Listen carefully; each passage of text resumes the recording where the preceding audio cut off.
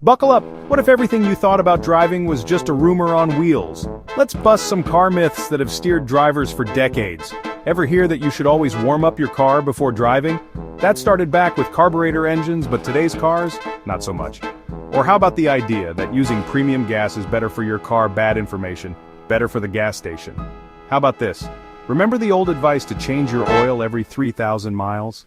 Modern engines and oils can go much longer, saving you time and money, and lasting between 7,500 to 10,000 miles before oil change. These outdated myths have shaped the way millions spend their money.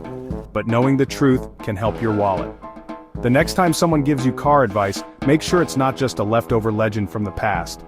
Have a great day, and listen. If you live 3 blocks from home, your car isn't a magic carpet, don't drink and drive. And when your buddy insists, "I'm totally sober," treat that like a spoiler alert, ditch the keys, call a ride and spare the evening news from interviewing your skid marks.